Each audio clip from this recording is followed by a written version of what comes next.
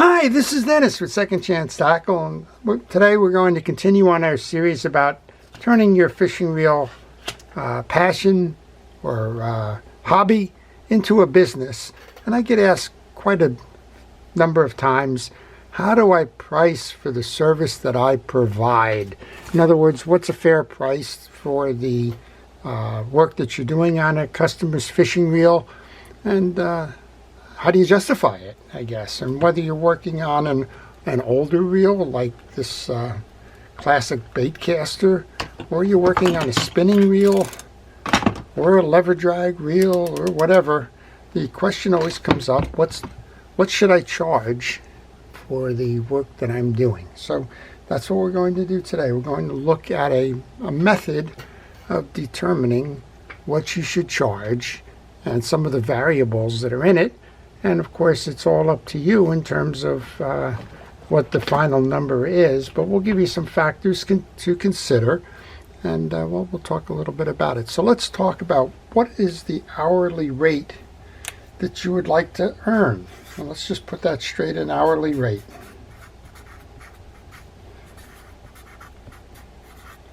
So most of the time we want to do okay. You don't want to give your services away. So I'm just going to pick one, $30. I don't know why. $30 sounds like a good rate. All right. We're going to pick $30 as your hourly rate. That's not what you charge for your service. I mean, it could be. You can defend that, I guess. But you might want to reduce everything to an hourly rate. But that's not what you want to do. When you're pricing your reel, you want to make sure that that is what you're going to earn at the end of the day. So you start with your hourly rate, let's say 30, and then figure out what your average time is to service a reel, because not every one of the reels is going to take an hour. This one might take, I don't know, 20 minutes. This one might take 40 minutes, right, depending on what you're doing. Maybe this is the one that hits the middle at 30. It's all kind of what you need to figure out. So how much is a percent of the hour? Well, I have a library out there now that's over 2,000 plus videos. That's a critical mass, I think, that would pretty much tell me what it takes me an average time to do a video. And then the average time to take a video is a little bit more than it is to service a reel, but on average I can determine what it takes for me to service the reel. And let's just say, for the purposes of this conversation, it's going to take you 1/2 hour. Well, you want to then apply that 1/2 hour or 50% of an hour against the hourly rate that you hope to accomplish or get, and you'll say that cost is $15. So you want to start there in terms of making sure that that is the baseline of your service charges. And then you need to consider what else is going to go into it to make sure that I can recapture that as part of the service proposition that I have in the business that I'm building. Well, I hope you're finding these types of videos interesting and informative. Sometimes when you get to the math, it gets a little boring. But if it's informative to you and you enjoy this, then I want to encourage you to subscribe to my channel. If you do subscribe to my channel, please use that notification button. It will let you know when I'm posting, and you can see if that's a video you would like to watch. It doesn't cost you anything to subscribe, so go ahead and jump on. Make sure that you subscribe, and that'll help you, and it'll help me as well. Well, we said we want to protect that $15 per hour. So how do we do that? Well, the first thing you want to do is to build in a contingency. So we're assuming that every reel takes a half an hour, but every now and then you're going to find that there's an issue that arises on a reel that causes you to put the work down and either go search for a part, maybe you have to step away from it, maybe you have to answer some questions, maybe you need to contact your customer again because there's some follow-up that's needed.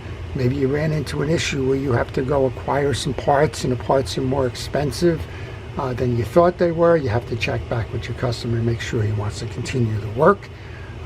Those kinds of things. So build a contingency in there, and 10% contingency is not a bad idea.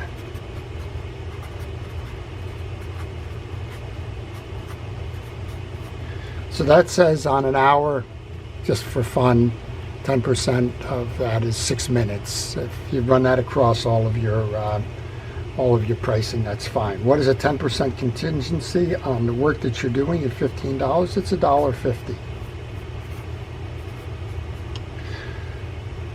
Well, there's also this little matter of government taxes, and if you're doing this as a business, you're going to want to account for the taxes so that you clear that $30 an hour that you're looking for. You don't want to be in a position where you're not reporting your taxes. That's not a good thing to do, and eventually you could be very exposed if you don't. If you're running it as a business, you want to do all of the proper accounting for a business. This isn't an accounting course. We're not going to be going through all of the things that you need to do. But you do need to recognize the revenue that you take in, the expenses in terms of all of the materials and that are required to run your business, the overhead that's involved in it, and the tax consequences on the money that you actually earn. And of course, if you're not earning money, that's not a business. Businesses are in money to make business to make profit.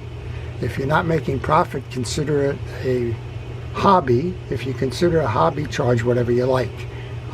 Hobbies cost money; they don't produce money. So if you're running a hobby, this isn't for you. But if you're running a business, make sure that you consider the tax consequences of it and account for it. So we're just going to say that the tax consequences of your profit is 25%.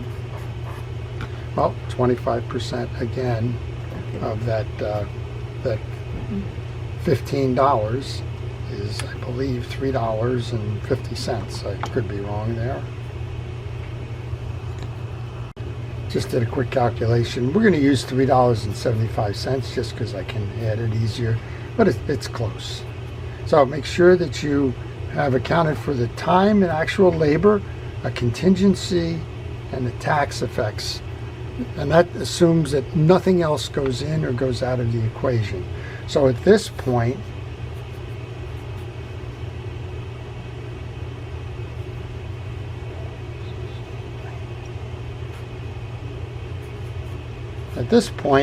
if you were to do nothing, the charge that you would have to a customer would be about $20.25. But as they always say in those commercials, but wait, there's more. So you want to look at the actual process now in terms of the service. What do you do in terms of prep time, and what do you do in terms of post-real repair that's going to cost you some funds? Well, in prep time, typically, you're going to want to set up. So the setup is important. You might want to pull a schematic, get some parts, get your cleaner set up, and other things. Let's say that takes 10 minutes. 10 minutes is 1/6 of an hour. 1/6 of an hour is going to be $5 in our example.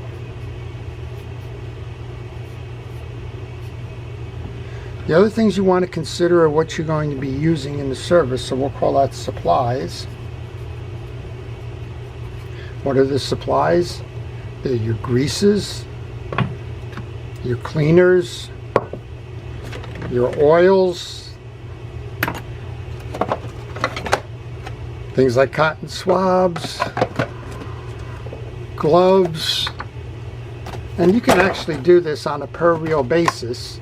You may want to consider what's the cost at 100 reels serviced, right?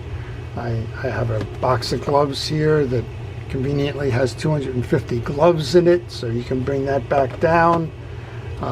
These pound containers usually last about 100 things for the reel. The oil you probably get for the same amount of use out of that.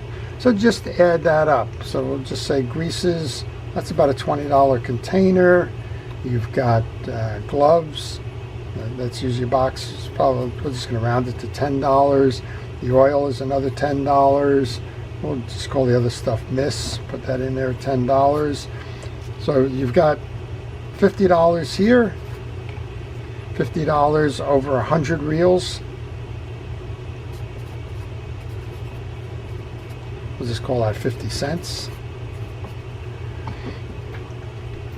And then you want to look at the other stuff that goes into this. But right now we've got 20, 25, 25, 25, 25, 27, or 75, 25 is where you are at pretty much without any overhead. So your overhead would be lights, electricity, and the like. If you're working out of a house and you've got your mortgage and you're just using a small section of your house, or you're using your kitchen table, or you're using something like that, don't worry it. Just consider it a known cost, but something that you don't necessarily price into. If you are working out of a rented space, well, then you know what the rent is. Again, go back to how many reels are you going to service, divide the cost of the rent by the number of reels serviced, and you will have something else to go along with that charge. We're just going to call that overhead and put a question mark in there. Okay, that is essentially how you price. You start on your hourly rate, determine what it takes to run or service a reel. In this case, we said the average service is going to be a half an hour, so 50% of the 30 is 15. Put a contingency in there of 10% because things don't always go right. That contingency would be a 10% contingency at $1.50. We said that you must account for your taxes if you're going to be a real business. We'll put 25% of that in there in taxes. It's $375. That total is the $20.25. We know that there's stuff that goes on that's off the bench, if you will, things that you're going to be doing in terms of research, getting the schematics, getting parts, getting the cleaners, running to the store to get this and get that, and so on. And if you wanted to say that's going to take 10 minutes on average per reel, then we made that 1/6 of an hour and $5. And then all of the supplies that you're going to buy, they're going to be apportioned out over the cost per reel, another 50 cents. So right around here, we're at about $25.75. How do you validate that? Well, you validate that by going onto sites to find out what they charge, right? Go to the manufacturer sites. That's the easiest thing. Go to Penn, go to Avet, go to anybody that's offering a reel service, Shimano, Daiwa, whatever, and see what their charges are, and if you are in line with that. Do you want to make more than that $30 per hour? Price it up. You want to make less than that? Price it down. It's a matter of math to figure out what that is. Well, I just want to cover, this is for somebody who's dropped the reel off and is going to pick it up, and you don't spend a lot of time with that individual one way or another. I do want to cover one other factor, which is if you're involved in shipping, how does that work? So let's start with a clean sheet of paper for this. On shipping. Shipping starts with the base cost. So there's several shipping companies available out there. The primary ones would be the Post Office, UPS, and FedEx. As your starter, let's just assume that you're going to be shipping across the country. There's usually a zone kind of charge. You can work this shipping based on your actual postal rate, or you can work on it on an average. That's up to you. I do ship, and generally I work it on the actual postage rate as opposed to just coming up with some kind of an average. If you're shipping small pieces and parts, which is some businesses that folks are in, they'll take fishing reels, they'll break them up into pieces and parts. They know that when they send something first class, it's generally going to cost them $4.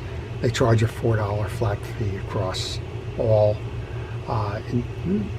Shipping fishing reels and the like varies significantly in terms of weight and destination, and on the zonal charges, they can be anywhere from $8 to $16, if you will, for the same reel shipped to different parts of the country.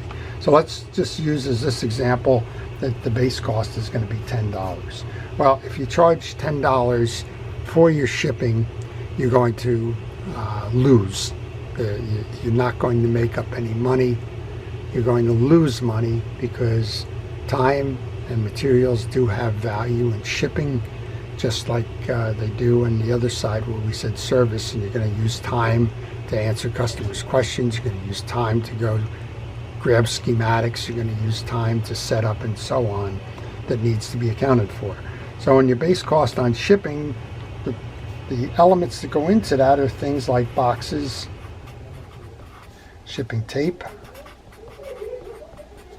time to the delivery site,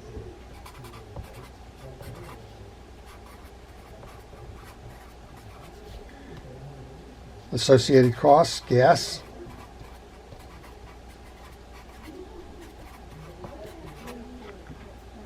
and, well, like everything else, contingencies. Boxes get returned, customer refuses delivery, all those other wonderful, lovely things that we won't go into at this point. So the point is, if your box is going to cost you $1.50, packing tape, well, packing tape usually is about $2 a roll now. How many boxes do you get out of a roll? Let's say 10, just to make it fun. 10 on $2 is another 20 cents per box in tape. Time to deliver. This is a significant one. Check out where you are versus the delivery drop-off points. In my case, the post office is about 5 miles away. That means 10 miles round trip. It takes me 15 minutes to do that.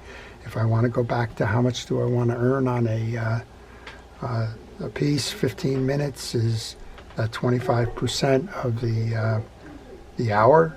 So 25% is another 750. 750? I don't know. Hang on. Another 750 in time to deliver. And associated costs, that would be gas. Let's just call it gas and auto. I put another 50 cents in there just to round that off. So when you start with a thought that it's just the base cost, it's not. This is the big one. This is the big one. Now, you might want to say, okay, it's time to deliver. It's going to cost me $7.50 to make that 10-mile trip in terms of getting there and back based on that $30 I want to recover. Maybe you're bringing 4 or 5 packages there. If that's the case, then of course, then that can be reduced down. So if you want to just make that $3 on an average, because you're not dropping off just the one package, make it $3. Add this up, and this will tell you how much you need to charge above that base cost in order to recover all of the shipping that's associated with it. So we'll make that $3, $5, I think we put 20 cents in there, $5.20, so that says $15.20 to break even on the shipping on a delivery cost of $10. So I know this is kind of mathematical in that it's not something we think about all of the time, but when asked for a estimate in terms of how should I charge, how should I price up, and what is the cost of service that I should get, we'll go back, we'll just say, again, remember, it's easy just to say pick an hourly rate and do that. You're missing a lot of costs that you need to recover if that's the case. And consider the amount of time, a contingency, the tax consequences of it, the work that you do that's not on the bench, the supplies that are required to do that. Put it all against a single reel, come up with basically a labor or an all-in cost. And if you want to consider that you've recovered everything that you were looking to do, and that's not profit, that's just the value of your time here. If you want to put profit in it, then you got to consider how much you want to make above recapturing your costs, considering your labor being a cost that you would have. So 25 might become 30. You might put $3.25 in there, or I'm sorry, $4.25 in there to be the actual profit on your deal. Certainly if you were working for somebody, somebody would go through all of this and say, okay, my base cost is $25.75. I need to profit off of that. And the $4.25 would be roughly 15% net profit on the end of that deal. So consider all of the costs that go into your service, and then consider all of the costs that go into shipping beyond just what that postal or UPS or FedEx delivery service is going to want. Make sure that you capture all of the other costs there. Otherwise, you're not going to be making any money. If you don't make any money, it's not a business. It's a hobby. And if it's a hobby, you can charge whatever you like. But again, this is just sort of a off-the-cuff, quick but thought-out presentation on how do you price for the services that you provide. I hope you found that interesting. Before I leave, I want to thank our first responders, our police, fire, safety, rescue, everybody involved in keeping us out of harm's way. I want to thank you for watching. If you found this useful and informative, please leave it in the comments section and like the video. This is Dennis with Second Chance Taco, wishing everybody a great day.